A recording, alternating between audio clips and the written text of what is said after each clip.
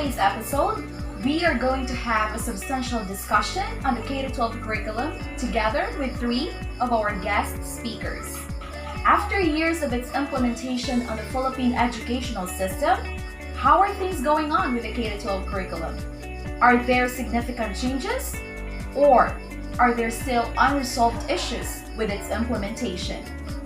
For our first speaker, we have Benito Ventoza to give us a sort of review on the basis of the K-12 curriculum. Benny? Thank you for that introduction, Cherlyn. As basis for K-12 curriculum, RA 10533, or basically known as Enhanced Basic Education Act of 2013, shifted the basic education curriculum of the Philippines. This makes our country at par with the international standards of 12-year basic education. It aims to provide enough time for mastery of concept and skills, develop lifelong learners, and prepare the graduates for tertiary education and other fields.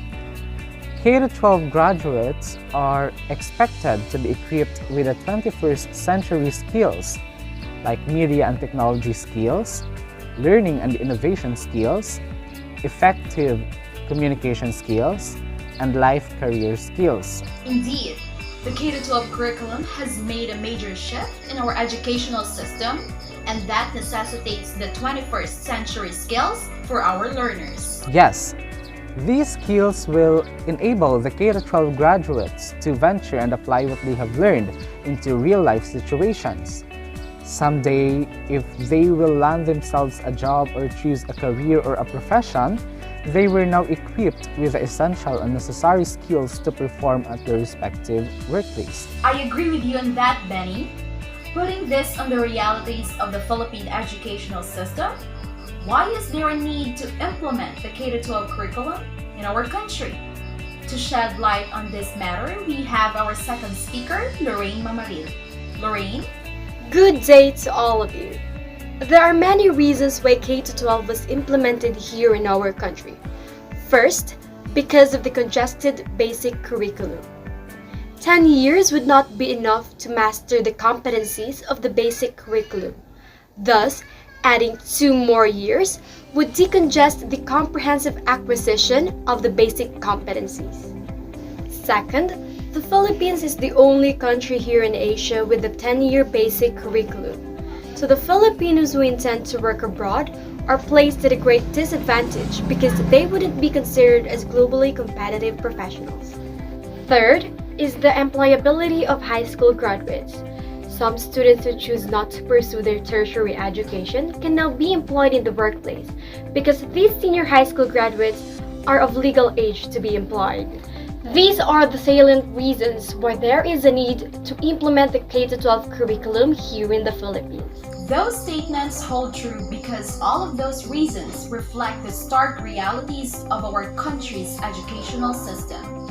Clearly, we can see the basis of the implementation of the K-12 curriculum. The implementation of K-12 curriculum has specific goals in mind, so these reasons are the backbone of this implementation.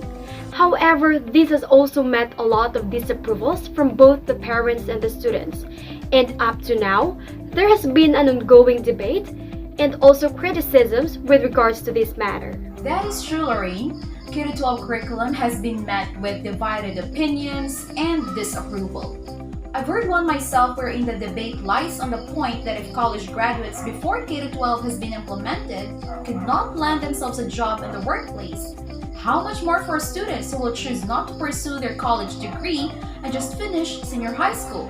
Because stated in the curriculum that graduates of senior high are now employable in the workplace. In this premise of the issues surrounding the K-12 curriculum, Candy Hart Lord Villarin will present us the major issues and concerns regarding this matter. Candy? Thank you, Cherlyn. It is now the part where we acknowledge that K-12 curriculum has its loopholes that remain unresolved. K-12 has this ideal aim for the betterment of the educational system of the country. Yet, these issues and concerns arise from the implementation. At the start of the K-12, the teachers lacked academic and practical training. They faced difficulties in the teaching and learning process to the students. One more thing is that some teachers handle specializations that are different from their expertise. It is a problem because the teachers can have limited background and experience in teaching that specific specialization. In the premise of facilities and resources, it is a stark reality that there are inadequate classrooms, books, learning materials for the Filipino students. Some of these learning materials are unavailable and difficult to access. Some contain erroneous information and inappropriate contexts presented to the students. These issues in the implementation of the K-12 have been detrimental to the Philippine educational system. These are significantly true, Candy.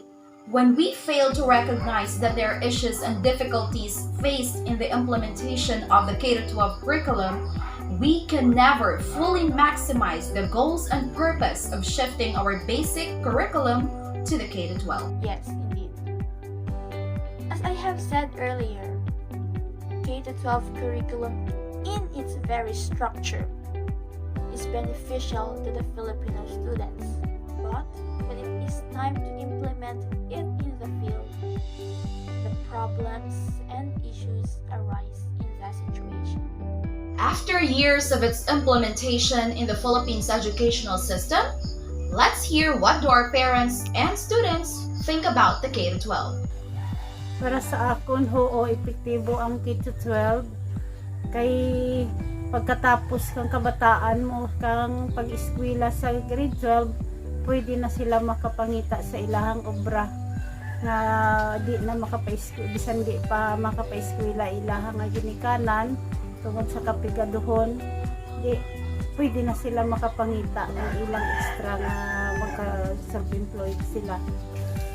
Ang epekto kang K-12 sa amon nga batch hanggad gid ang mabulig na kaya ang mga kabatch ko nga nag-graduate tila duwa ay sanda nakapurso sa first year college nanda so nag-ubra lang sanda kag kalabanan man kananda nakapangita ka ubra. In the bigger scheme of things, K-12 curriculum is still a work in progress, with our teachers who still continue their professional growth to contribute in the effective implementation of the curriculum, with our students who will learn and relearn things along the way, with our parents to still support their children going to school, and with our government and non-government organizations that live up to their responsibilities to the Filipino people for the effective implementation of the K-12 curriculum.